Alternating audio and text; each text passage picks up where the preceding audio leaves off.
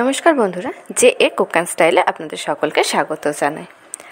আজ আমি বাঙালিদের ট্র্যাডিশনাল ও সবার পছন্দের শুক্তো নিয়ে হাজির হয়েছি। একদম অনুষ্ঠান বাড়ির মতো স্বাদে ফ্লেভারে ভরপুর। তো শুরু করি আজকে আমার এই রেসিপি। ভিডিওটাকে স্কিপ না করে প্রথম থেকে শেষ পর্যন্ত দেখার জন্য অনুরোধ রইল। শুক্তো করতে যেটা আমার প্রথমে লাগবে কিছু সবজি, যে সবজিগুলো ছাড়া শুক্তো ঠিক যাই না।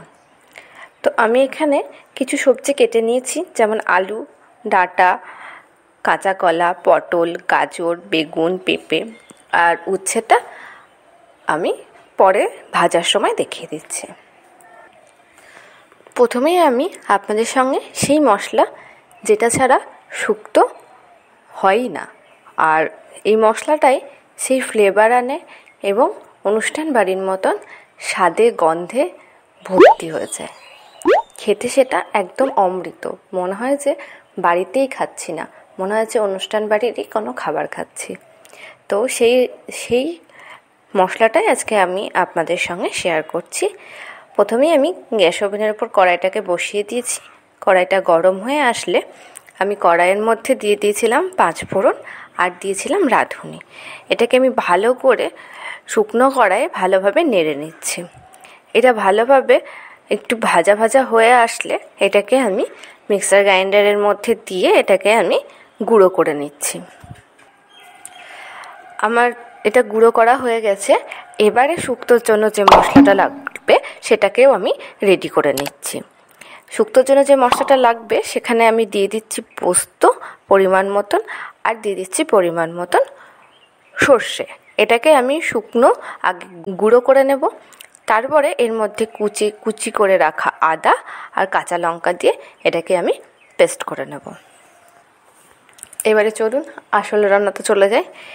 এবারে আমি গ্যাস ওভেনের উপর কড়াই বসিয়ে তেলটা গরম করতে দিয়েছি, আর সবজিগুলো সব আলাদা আলাদা করে ভাজছি, আর কিছু সবজি আমি একসাথে ভাজবো।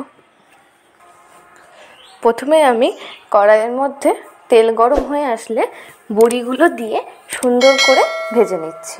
বড়িগুলো লাল লালভাবে ভাজা হয়ে আসলে ওই তেলেই দিয়ে দিচ্ছি কেটে রাখা উচ্ছেগুলো। সেগুলোকেও আমি সুন্দর করে লাল লাল করে ভেজে নেব। এভাবে একটা একটা করে আমি যে সবজিগুলো আলাদা আলাদা করে ভাজা সেগুলো আমি সব আলাদা আলাদাভাবে ভেজে নিচ্ছি। গরমের জন্য কিন্তু এই শুক্তোটা খুব ভালো।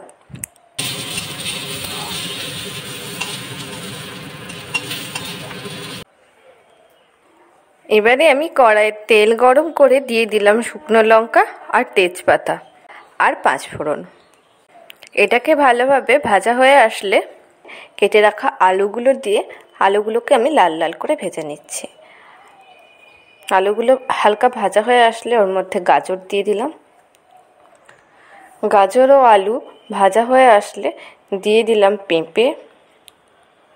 ওগুলো ভালোভাবে ভাজা হয়ে আসলে দিয়ে দিলাম কাঁচা কলা। এবারে আমি সবগুলোকে ভালোভাবে ভেজে নিচ্ছি। আলু, পেঁপে, গাজর, কাঁচা কলা সবগুলো ভালোভাবে ভাজা ভাজা হয়ে আসলে বাকি ভেজে রাখা যে সবজিগুলো সেগুলো আমি কড়াইতে সবটা দিয়ে আবারও সুন্দর করে নেড়ে নেব, এবং ভালোভাবে ওটা নাড়াচাড়া হয়ে আসলে দিয়ে দিলাম পরিমাণ মতো নুন, স্বাদের জন্য হালকা চিনি। এবার সবটাকে আমি ভালোভাবে নাড়াচাড়া করে নিচ্ছি। নুন আর মিষ্টি দিয়ে ভালোভাবে সবজিগুলো নাড়াচাড়া করা হয়ে গেলে দিয়ে দিলাম ভেজে রাখা বড়িগুলো। ভালোভাবে সবজিগুলো নাড়াচাড়া করা হয়ে গেলে এবারে আমি দিয়ে দিলাম পোস্ত বাটা, মানে পোস্ত, সর্ষে আর আদা কাঁচা লঙ্কা বাটা। এবারে আমি এটাকে ভালোভাবে সম্পূর্ণ সবজিগুলোর সাথে মিশিয়ে নিচ্ছি। এই রান্নাটি খুবই সহজ পদ্ধতিতে এবং খুব তাড়াতাড়ি এটি রান্না হয়ে যায়। আর আপনারা কে কোথা থেকে আমার এই ভিডিওটি দেখছেন অবশ্যই আমাকে কমেন্ট সেকশনে জানাবেন। আর যারা আমার এই ভিডিওটি ইউটিউব থেকে দেখছেন তারা অবশ্যই আমার চ্যানেলটিকে সাবস্ক্রাইব করে দেবেন এবং পাশে থাকা বেল আইকনটা অবশ্যই ক্লিক করে রাখবেন। আর যারা ফেসবুক থেকে দেখছেন তারা অবশ্যই যে কুক অ্যান্ড স্টাইলের পেজটা অবশ্যই ফলো করে রাখবেন।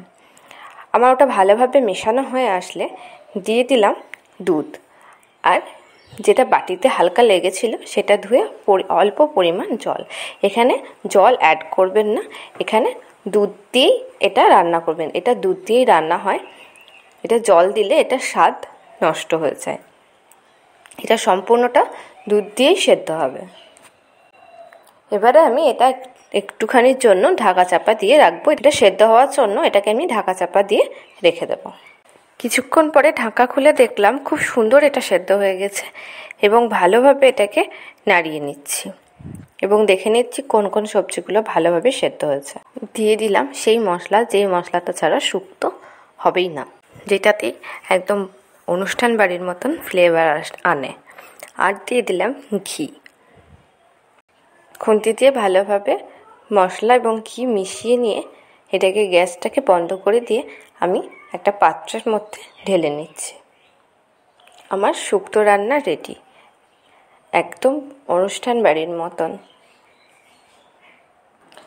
কেমন লাগলো আমার এই শুক্তো রান্নার রেসিপি অবশ্যই আমাকে কমেন্ট সেকশানে জানাবেন।